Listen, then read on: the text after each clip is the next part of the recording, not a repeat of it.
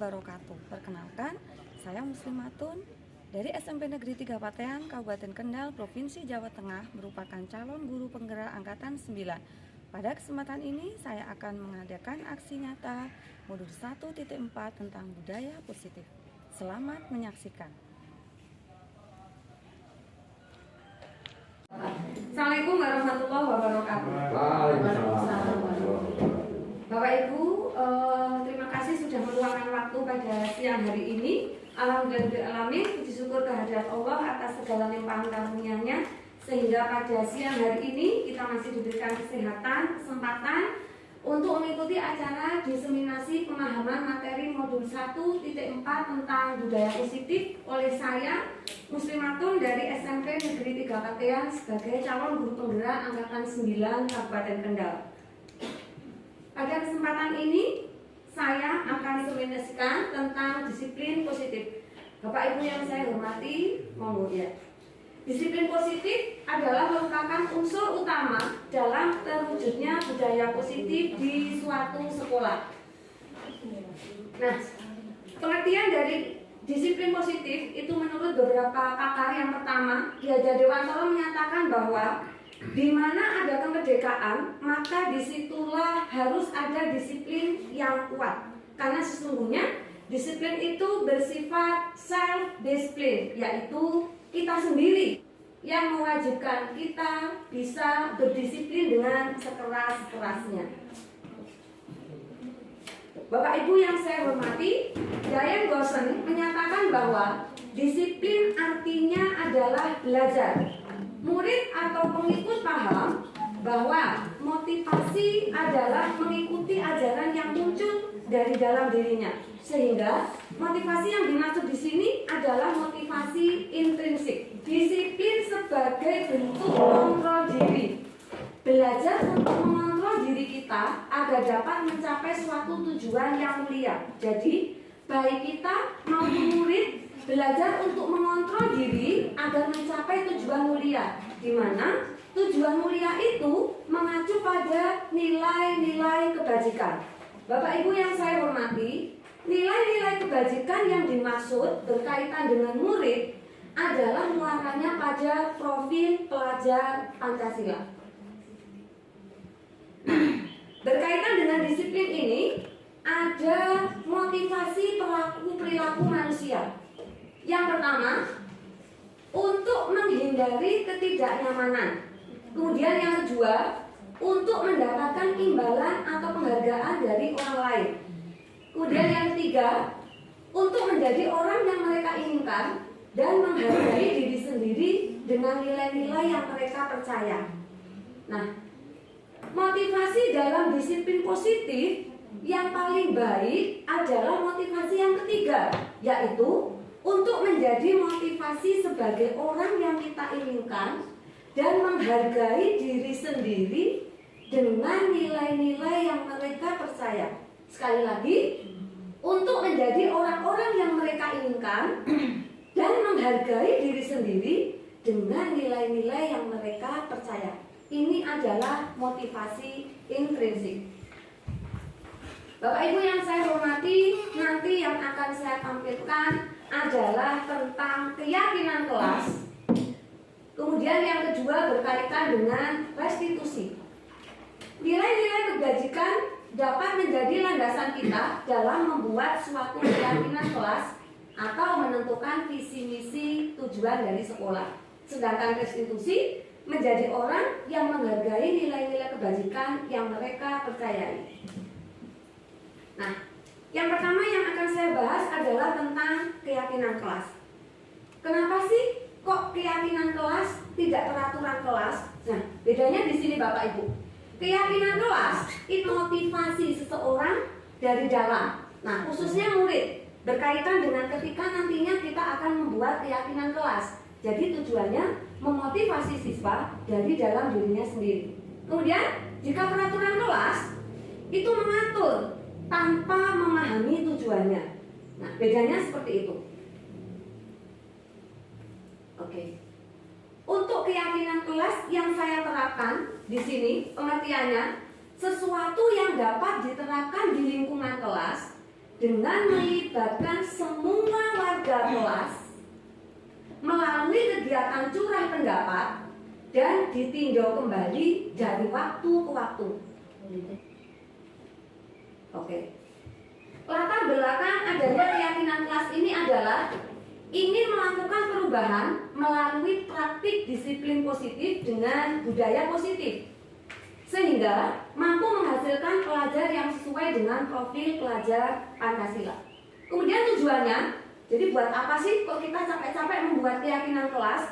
Nah ini, terciptanya disiplin positif di lingkungan sekolah melalui keyakinan kelas yang dibuat dan diterapkan sehingga menciptakan murid yang berkarakter sesuai dengan profil pelajar Pancasila.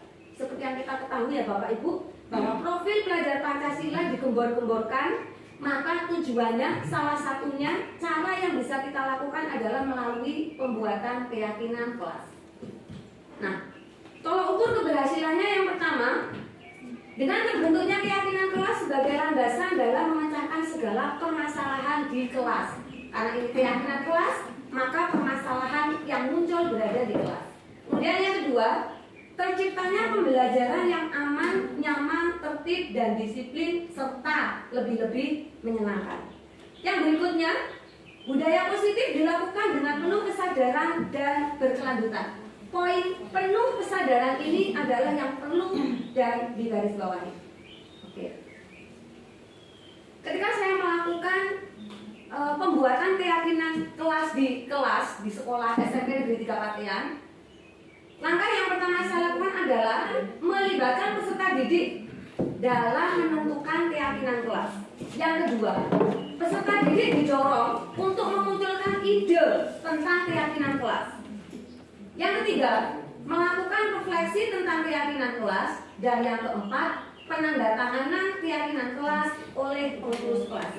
Berikut dokumentasi kegiatan saya selama membuat keyakinan kelas. Yang pertama, di sini saya ajak peserta didik untuk berdiskusi apa sih tujuannya keyakinan kelas, kenapa kok kita membuat keyakinan kelas, bagaimana caranya, langkah-langkah yang akan kita lakukan nanti seperti apa, itu betul-betul saya diskusikan dulu dengan murid.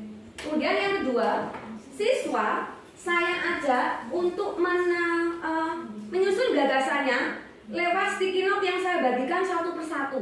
Jadi anak-anak menurut idenya masing-masing berpikir kira-kira kelas saya itu mau seperti apa ya. Nah, mereka bebas menuliskan apa adanya dengan gaya bahasa mereka masing-masing, dan kita nanti yang bertugas untuk meluruskan, untuk memfasilitasi anak agar menjadi bahasa yang bagus. Nah, itu tugas Bapak Ibu guru. Yang berikutnya, setelah siswa menuliskan satu persatu dari idenya, maka kita menempelkan atau memajang di papan tulis. Kemudian setelah itu kita membahasnya. Ketika kita membahasnya, nantinya mungkin ada beberapa anak yang menuliskan sama. Misalnya, kelas saya tidak berisik. Misalnya yang berikutnya, tidak boleh berbicara sendiri. Nah, tugas itu yang bisa kita sinkronkan. Oh, kalau seperti ini berarti maksudnya satu saja. Nah, itu kita yang bisa memilah-milih, mengarahkan kepada siswa. Untuk yang berikutnya, setelah kita selesai meluruskan ide gagasan siswa, maka keyakinan kelas ini ditandatangani baik oleh ketua kelas, sekretaris, atau bendahara, atau yang mewakili. Yang jelas, kesepakatan itu adalah timbul dari anak-anak, sehingga ketika nantinya mereka melanggar, kamu ingat sendiri ya, yang membuat kesepakatan itu kamu. Jadi paling tidak ada rem tersendiri buat anak-anak untuk tidak berbuat yang jelek. Ketika mau melanggar peraturan, oh iya, saya sudah menyepakati itu. Kemarin sudah disepakati bersama teman-teman. Saya kok melanggarnya? Nah, jadi mereka akan ingat seperti itu. Nah, kemudian seperti yang saya pengen paparkan, saya mencoba untuk menerapkan keyakinan kelas. Dan yang kedua tentang restitusi. Berkaitan dengan restitusi ini, mohon dipahami dulu bahwa ada 5 kebutuhan dasar manusia. Yang pertama, kebutuhan bertahan hidup. Yang kedua, kasih sayang dan rasa diterima. Kemudian yang ketiga, penguasaan. Yang keempat, kebebasan. Dan yang kelima, kesenangan. Oke.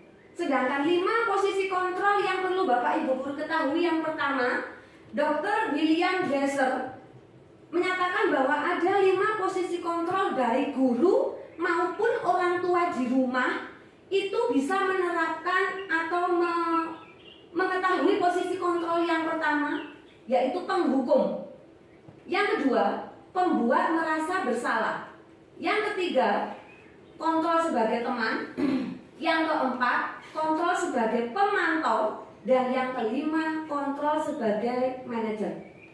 Bapak Ibu guru yang saya hormati, dari lima posisi kontrol itu, yang paling bagus, yang paling kita usahakan adalah posisi kontrol yang kelima, yaitu seorang guru adalah pencapaian posisi manajer, di mana dalam posisi inilah murid dapat menjadi pribadi yang mandiri, merdeka, dan bertanggung jawab atas segala perilaku dan sikapnya.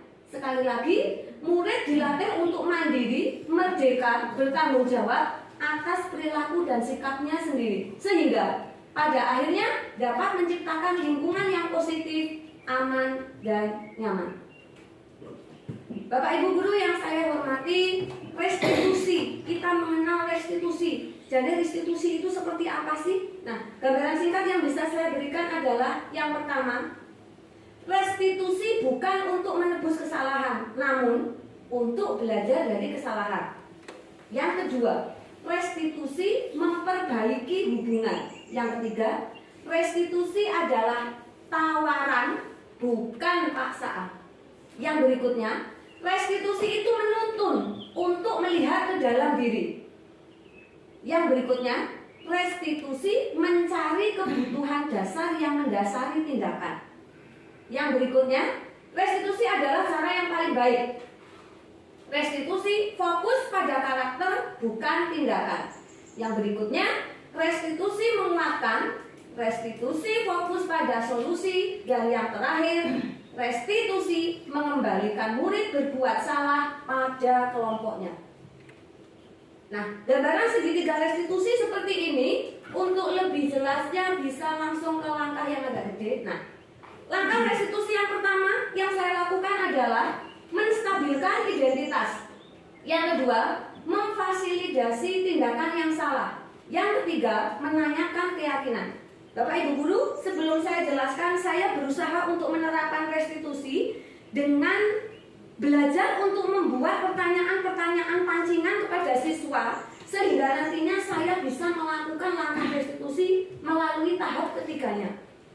Informasi yang bisa saya berikan, ketika dulu di kelas 7A, saya mengambil masalah bahwa di kelas 7A, ini Bapak Ibu guru mengetahui, Wisnu itu ada masalah dengan beberapa temannya. Kenapa masalahnya Wisnu? Wisnu itu dibilang, ada yang bilang banci. Nah, Bapak Ibu guru, monggo bisa dibersani bersama. Saya berusaha untuk bisa membuat kalimat-kalimat pancingan berdasarkan dengan pelaksanaan restitusi ini.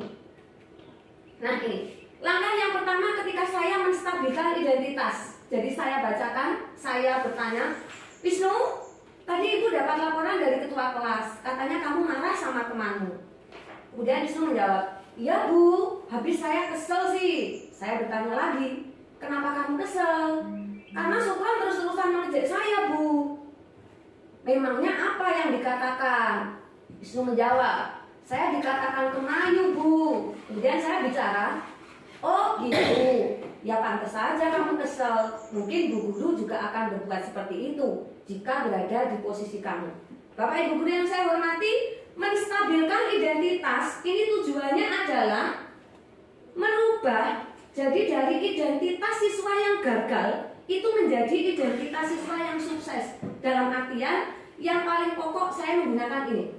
Nah, ya pantas saja kamu kesel. Mungkin bu guru akan berbuat seperti itu jika berada di posisi kamu. Jadi paling tidak siswa itu sudah distabilkan dulu. Kemudian langkah yang kedua, validasi tindakan. Nah, saya lanjut untuk menggali pertanyaannya. Lalu, apa yang kamu katakan pada Sukron? Saya marah-marah ke dia bu, sampai saya berkata kotor. Oh, jadi gitu. Pasti kamu berbuat seperti itu ada alasannya kan? Kemudian Wisnu menjawab, iya bu, saya kan laki-laki. Masa dikatakan seperti itu? harga diri saya, Bu. Nah, kemudian gurunya menjawab, ya wajar kamu merasa marah karena harga dirimu direndahkan. Oke, Ibu menghargai tindakan kamu, Wisnu, dan kamu tidak menambah tindakan guru kamu lagi seperti memukulnya. Bapak Ibu guru yang saya hormati, memvalidasi tindakan ini pada dasarnya kita perlu paham bahwa siswa itu berbuat seperti itu, marah sampai berkata kotor itu karena dia membela harga dirinya. Murid itu berkata kotor karena ada alasan tertentu. Nah, validasi tindakannya di situ.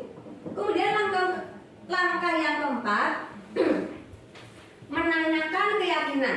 Nah, ini guru bertanya lagi. Sekarang coba pikirkan, tindakan kamu marah-marah sampai berkata kotor pada Sukron itu apakah sesuai dengan keyakinan kelas kita? Nah, jadi kita menggiringnya di situ. Wisnu menjawab, tidak, Bu. Menurut kamu, keyakinan kelas apa yang sudah dilanggar, Wisnu? Wisnu menjawab, berkata sopan kepada sesama teman, itu yang dilanggarnya. Kemudian Bu Guru bilang, iya, betul. Menurut kamu, berkata sopan kepada teman itu penting tidak? Nah, tentu Wisnu akan menjawab, penting, Bu. Baik, kalau menurut kamu itu penting, berarti keyakinan apa yang harus kamu lakukan pada saat kamu sedang marah? Saya harus lebih sabar, Bu. Kemudian Bu gurunya bilang, nah itu pinter, istighfar ya. Kalau kamu sedang marah, insya Allah akan lebih tenang. Iya, Bu. Kemudian Bu gurunya berkata lagi, apakah kamu bersedia memperbaiki masalah ini? Nah, poinnya di sini Bapak Ibu. Apakah kamu bersedia memperbaiki masalah ini? Iya, Bu, saya bersedia. Nah, kemudian langkah apa yang kamu lakukan untuk memperbaiki masalah ini? Nah, jadi kita menggali langkahnya dari siswa. Nah, kemudian Wisnunya menjawab, saya akan lebih banyak bermain dengan anak putra dan berkata dengan lebih tegas lagi agar tidak dibilang kemayu. Jadi itu bisa saya peroleh dari siswanya sendiri seperti itu. Kemudian gurunya, bagus Wisnu, kamu sudah menemukan solusinya. Tetap semangat ya. Sekarang kamu bisa kembali ke kelas. Wisnu bilang, iya Bu, terima kasih. Bapak Ibu yang saya hormati, itu adalah contoh dari kalimat tansengan yang berhasil saya buat. Dan berikut ini video yang dapat saya tampilkan.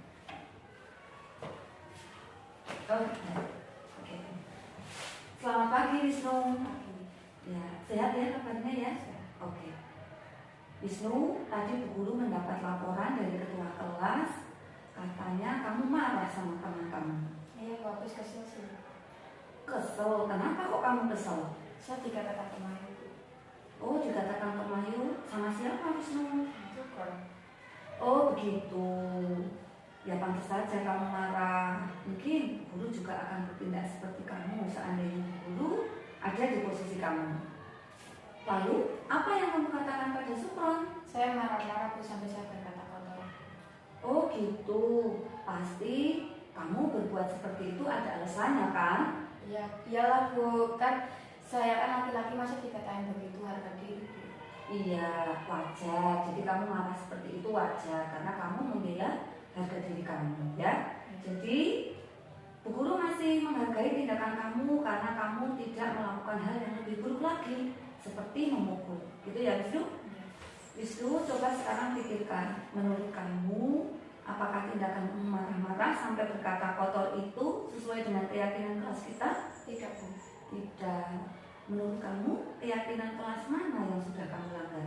Berkata sopan kepada sesama teman. Oke. Wisnu, kalau menurut kamu berkata sopan kepada teman itu penting atau tidak? Penting, Bu. Penting. Kalau berkata sopan itu penting menurut kamu, apakah kamu sanggup menyelesaikan permasalahan ini? Iya. Sekarang kira-kira kalau kamu sanggup menyelesaikan permasalahan ini, apa yang akan kamu lakukan untuk menyelesaikannya? Saya harus lebih sabar, Bu. Oke Wisnu, karena kamu sudah mengetahui apa yang harus kamu lakukan, yang pertama sabar. Kira-kira ada lain yang perlu kamu lakukan Wisnu selain sabar? Tidak berkata kasar kepada teman. Kemudian berkaitan dengan biar kamu tidak dibilang kemayu sama temanmu, kamu akan apa? Saya harus lebih dekat dan saya mau bermain dengan anak laki-laki. Iya, ada lagi selain itu? Saya akan minta maaf kepada Syukur karena saya telah mengatakan tadi.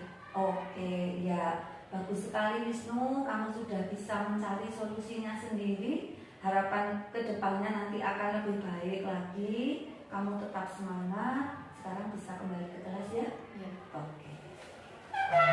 Oke, makasih Wisnu. Ya. Silakan. Assalamualaikum warahmatullahi wabarakatuh. Saya Wisnu dari kelas 7A SMP Negeri 3 Batean. Saya tadi sudah mengobrol bersama Bu Muslimatun tentang permasalahan saya dengan teman saya. Saya senang karena Bu Muslimatun tidak memarahi saya secara langsung, sehingga saya tidak takut bercerita kepada Bu Muslimatun. Bu Muslimatun juga menanyakan alasan saya berbuat demikian. Bu Muslimatun juga mencari pencerahan agar masalah saya dapat selesai. Sekian dari saya, terima kasih. Wassalamualaikum warahmatullahi wabarakatuh.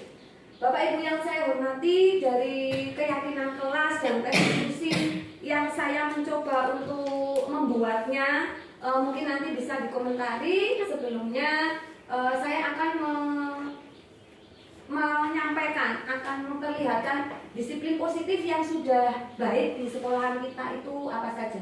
Yang pertama, ini Bapak Ibu piket sesuai jadwal jelas, kemudian mengikuti pembelajaran dengan tertib, itu juga adalah disiplin positif yang sudah baik dan perlu ditingkatkan di sekolah kita. Kemudian yang berikutnya, saya nggak bisa. Nyala nggak Bu? Nggak ada suaranya ya. Oke, ini adalah salah satu disiplin positif di sekolah kita yang insya Allah sudah baik dan bisa terus kita lanjutkan. Jadi ada pembiasaan yasinan di hari Jumat, kemudian ada membersamai murid di dalam Jumat bersih dan sebagainya. Itu adalah pembiasaan-pembiasaan yang baik. Oke, jadi kesimpulannya, pembiasaan disiplin positif yang selalu dilakukan secara berulang-ulang, lama-kelamaan akan menjadi budaya positif yang dapat menghasilkan murid yang berkarakter, berdisiplin, santun, jujur, peduli, dan bertanggung jawab sesuai dengan profil pelajar Pancasila. Demikian Bapak Ibu, disiplin positif yang sudah saya terapkan dan sudah saya paparkan. Untuk beberapa menit ke depan, monggo dipersilahkan yang akan bertanya mungkin atau mengomentari dari apa yang akan saya lakukan, dipersilahkan. Mungkin ada yang mau menyampaikan pendapat atau pertanyaan atau komentarnya, dipersilahkan. Monggo Pak Bek, dipersilahkan. Menanggapi ya, Iya. masukan menanggapi atau bertanya terkait dengan materi yang telah disampaikan. Yang pertama tentang disiplin positif, kedua tentang restitusi ya Bu. Ya. Nah ini saya kalau melihat belum itu jelas sasarannya tentang apakah siapa yang pertama itu siapa yang berhak, misalnya sebagai implikasinya nanti siapa yang berhak mengemban tugas ini. Kalau saya melihat karena ini dominannya itu kalau saya mendengarkan ya dari penjelasannya itu tentang kebiasaan siswa, tentang problematika siswa atau kesulitan siswa di kelas, terutama tentang kedisiplinan yang kita arahkan nanti lebih baik gitu ya. Jadi kalau saya melihat ini yang membawa itu, kalau pertanyaan saya, apakah semua guru atau secara menyeluruh ke sekolah ataukah BP ataukah wali kelas? Iya. Itu kan sasaran yang tepat, ini yang membawa siapa gitu.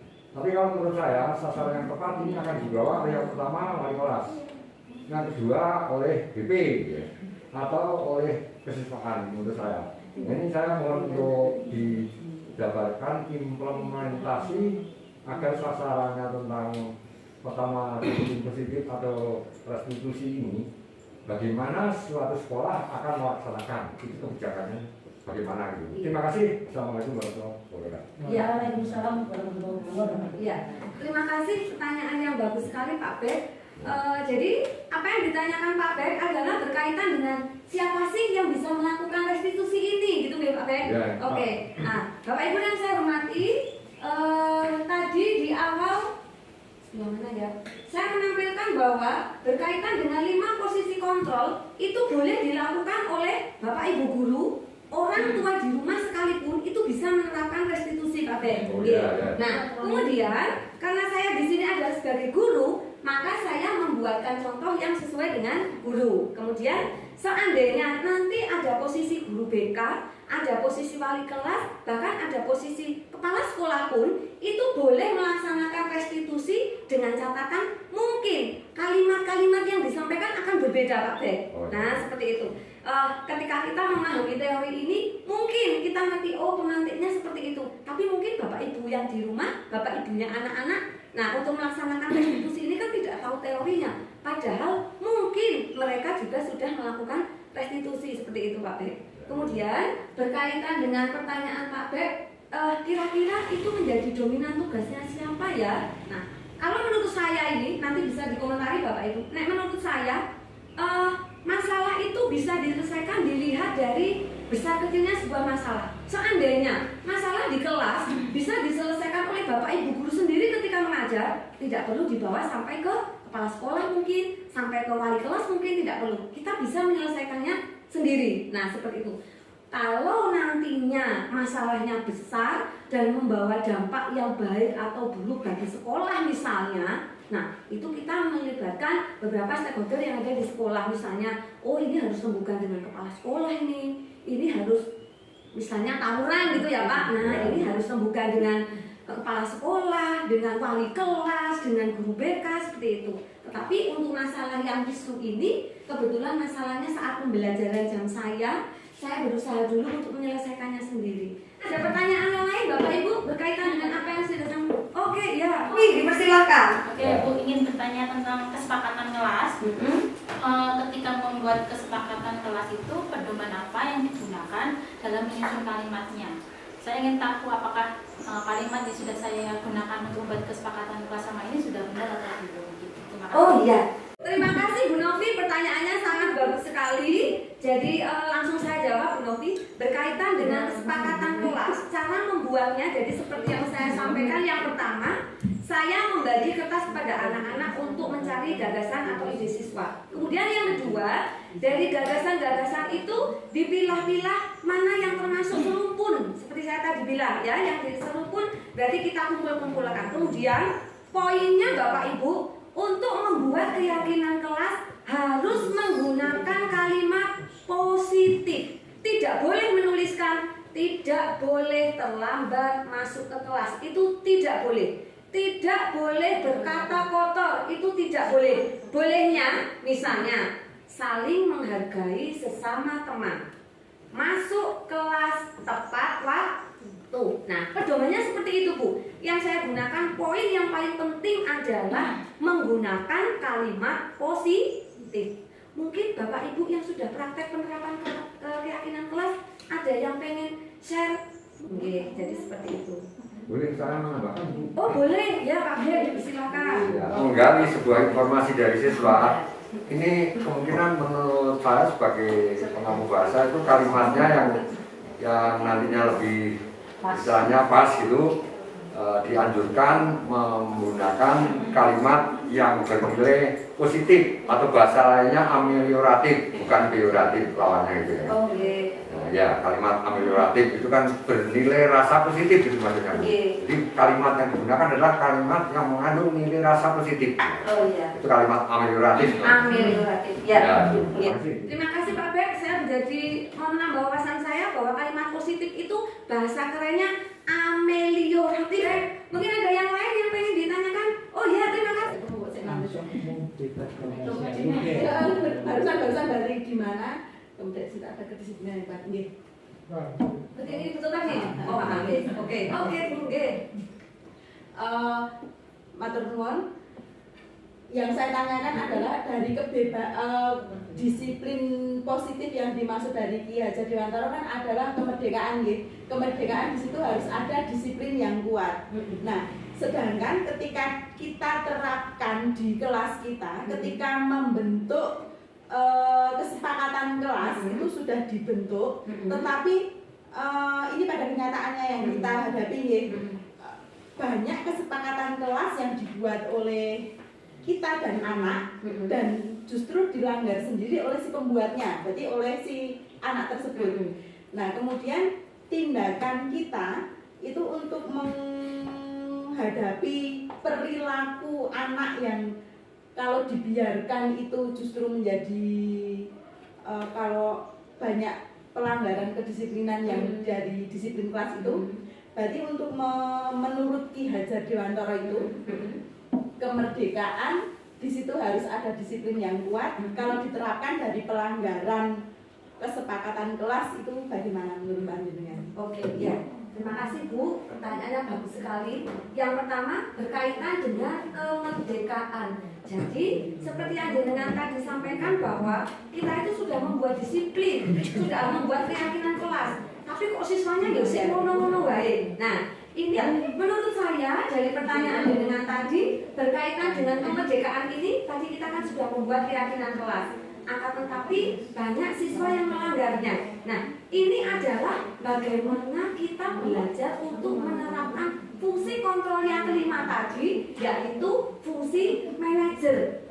Karena sama Bu, saya juga baru belajar untuk bagaimana melaksanakan restitusi ini.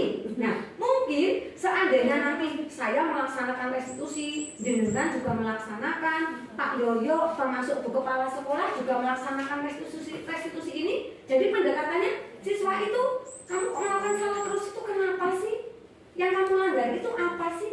Solusinya seperti apa ya? Dan itu muncul dari anak sendiri. Motivasinya itu anak yang tahu kesalahannya sendiri. Kita menggiring anak itu solusinya mau seperti apa. Ketika sudah mensolusi seperti apa, kapan akan diterapkan? Nah mungkin ini Bu, saya juga baru belajar. Ketika anak seperti itu kan, suwe-suwe mungkin izin ya Bu. Mungkin izin ditekoki terus, dipanggil terus, apalagi yang tanya di pelajaran saya seperti itu, di pelajaran jenengan seperti itu. Mungkin nanti kalau anak-anak dipanggil sama Bu Mus, mesti Pak Tamoni kayak mana, kan sih gitu Bu. Nah, harapan kita menurut saya mungkin kita harus belajar untuk menerapkan fungsi kontrol yang kelima tadi, yaitu restitusi. Jadi monggo Bu, bareng-bareng saya juga baru belajar kok Bu. Seandainya nanti kita bisa melaksanakan fungsi kontrol dengan restitusi yang paling jos itu, semoga nanti anak-anak kita akan lebih baik.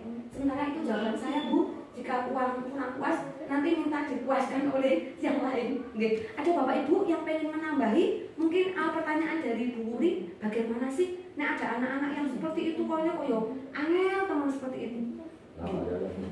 Oke, terima kasih. Oke, silakan Pak Yo. Matur suwun. Jadi apa yang tadi disampaikan oleh beberapa teman yang di depan, kemudian yang disampaikan jenengan, itu memang pelaksanaan dari apa yang sedang kita bahas sekarang itu tidak bisa kita lakukan one by one atau satu persatu orang, karena ini satu sistem yang ada di sekolahan. Kemudian di mana di situ ada beberapa komponen guru, komponen tendik, komponen siswa, itu harus sama-sama mempunyai tujuan yang sama. Kemudian melaksanakan juga bersama-sama, sehingga dibutuhkan apa? Komitmen sebetulnya. Jadi ketika semua mempunyai komitmen yang sama, tentunya tujuan ini akan tercapai lebih mudah dan lebih cepat. Contoh saja misalnya sekarang beginilah, menurut saya kita gaungnya misalnya di sekolah Widyata gitu ya. Nah, ketika satu komponen atau beberapa komponen yang ada di sekolah ini mau menjadi satu, bahwasanya ini adalah satu hal yang positif, kemudian mau melakukan bersama-sama, memahami bersama-sama, tentunya akan tercapai. Nah, yang terjadi sekarang kan yang nyun sewu, ini sedikit mengupas yang ada di sekolah kita ya. Jadi beberapa teman sudah mulai intens, sudah mulai komitmen, tapi teman yang lain mungkin belum kan gitu. Contoh yang sederhana saja kaitannya misalnya dengan perilaku anak tidak mengelola sampah ya, atau tidak membuang sampah pada tempatnya. Nah, ketika kita punya komitmen yang sama, minimal mengingatkan, itu tentunya anak akan punya kontrol, mengendalikan diri. Oh, ternyata semua mengingatkan. Nah, itu barangkali mungkin yang perlu kita perlu kita pahami bersama di sini. Kemudian yang kedua, ini sekaligus pertanyaan boleh ya? Boleh Pak, dipersilakan nah, dan hormat. Ini memang kami baru belajar juga, tapi mungkin lebih dahulu jenengan. Artinya kami juga banyak belajar dari teman-teman. Kemudian terkait dengan tadi restitusi, apakah boleh misalnya harapannya kan yang nomor 5 tadi, yang nomor 5. Sementara ini kami masih sulit sekali untuk bisa menerapkan nomor 5. Sehingga kami kadang ada perpaduan, ya kadang nomor 3, tapi kadang juga nomor 1 kan, gitu. Dengan harapan apa? Mungkin kita bisa melihat anaknya. Oh ini kalau kita terapkan nomor 5 atau nomor 3, mereka sudah paham. Tapi yang mengulang-mengulang ini, ya, apakah itu boleh misalnya kita terapkan di nomor 1-nya kan? Itu pertanyaan saya. Matur suwun, Bu. Iya. Oke, terima kasih Pak Yo. Menurut saya berkaitan dengan apa yang jenengan tanyakan bahwa tadi ada 5 posisi kontrol. Nah, seandainya kok kita itu baru bisa di posisi 5, apakah boleh? Kalau ditanya boleh atau tidak itu ya jelas boleh Pak Yo. Kan namanya kita belajar Pak Yo. Nah, jadi posisi 1 kan aku 1 tidak boleh penghukum ya. Jadi perbedaannya seperti ini Bapak Ibu. Kalau boleh saya jelaskan. Yang pertama kalau penghukum itu misalnya ada siswa yang terlambat misalnya ya. Nah, jadi kamu itu kok terlambat? Jadi sekarang kamu silakan lari ke depan, lari 10 kali ke lapangan ya. Nah, itu posisi penghukum seperti itu Pak Yo. Kemudian yang kedua, posisi sebagai teman. Kamu kok berangkat terlambat terus kenapa? Apakah kamu nggak ngerti kalau sekarang sudah jam 7? Ya udah, sekarang kamu kembali ke kelas. Besok tidak diulangi lagi ya. Itu posisi sebagai teman Pak Yo. Nah, kita seolah-olah agak melunak gitu ya. Nah, seperti itu sebagai teman. Kemudian yang berikutnya itu sebagai pembuat kesalahan. Nah, pembuat kesalahan yang ada anak-anak terlambat itu seperti ini misalnya. Ada terlambat misalnya, Sukron, kamu kok terlambat Sukron? Apakah kamu itu nggak kasihan? Bu guru itu mengingatkan kamu dari hari ke hari, kamu masih terlambat terus. Apa kamu nggak kasihan kalau bu guru sampai dipanggil kepala sekolah? Nah, jadi seperti itu pembuat merasa bersalah. Ini bapak yang keempat sebagai pemantau. Nah, kalau sebagai pemantau itu paling tidak bahasanya seperti ini Pak. Ketika Sukron terlambat, Sukron, kamu kok terlambat? Kemarin sudah terlambat loh 2 kali. Nah, jadi ada data yang saya tampilkan bahwa Sukron itu pernah terlambat 2 kali. Nah, pemantaunya itu di situ Pak. Jadi ada data yang menguatkan bahwa Sukron itu salah seperti itu. Nah, jadi kalau tadi ditanya posisi penghukum, semoga kita belajar untuk menghilangkan sebagai posisi penghukum ya Pak Yo. Termasuk saya juga belajar untuk itu. Dan mungkin kadang itu saya tidak langsung, mungkin kadang itu kita ya mesake itu sok menjadi posisi teman ya Bapak Ibu. Kadang kita itu sok menjadi posisi teman. Nah, kita berupaya untuk menghilangkan itu dan berusaha untuk mencapai yang nomor 5. Tentunya dengan melihat kondisi permasalahan masing-masing. Seperti itu Pak Yo, itu menurut saya mungkin jawaban saya salah atau kurang pas atau kurang benar. Kalau ada yang mau menanggapi dipersilahkan, atau kalau tidak dengan jawaban saya itu kira-kira Pak Yoyo gimana? Nah aku ya mana Bu? Nah kira-kira gimana Pak? Boleh nggak tidak ada komentar yang lain? Pak Yoyo mau menanggapi lagi? Tadi disampaikan dalam posisi hukum memang tidak boleh, saya setuju. Tapi kan kita juga tidak serta-merta memberikan hukuman dan gitu ya. Artinya contoh misalnya beberapa anak yang memang boleh dikatakan sering melakukan, kemudian dengan berbagai cara mengingatkan posisi sebagai teman, sebagai pemantau, ini kok ternyata belum ada perubahan ya.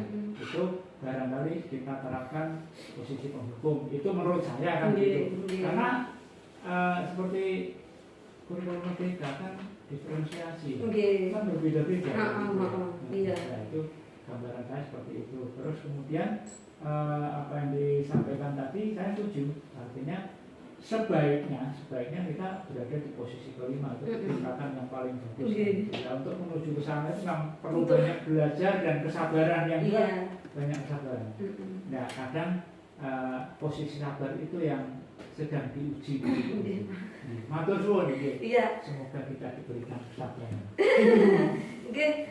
Saya kira itu Bapak Ibu, kalau misalnya nanti kok ada yang kata-kata saya yang salah atau kurang, mungkin nanti bisa kolaborasi lagi dengan fasilitator kita, atau mungkin Bapak PP kita, Bapak Munawar atau Pak WID, nanti mungkin bisa memberikan yang pencerahan yang lebih baik lah daripada saya, Bapak Ibu. Jadi marilah kita mungkin bersama-sama agar SMP Negeri 3 Patian ini lebih baik lagi. Ada lagi yang ingin bertanya Bapak Ibu? Kalau tidak ada saya cukupkan. Ya. Bapak Ibu guru yang saya hormati, terima kasih sudah meluangkan waktunya membersamai kita semuanya dalam diseminasi modul 1.4 tentang budaya positif di SMP Negeri 3 Patean. Demikianlah aksi nyata dari saya. Salam tergerak, bergerak, dan menggerakkan. Wassalamualaikum warahmatullahi wabarakatuh.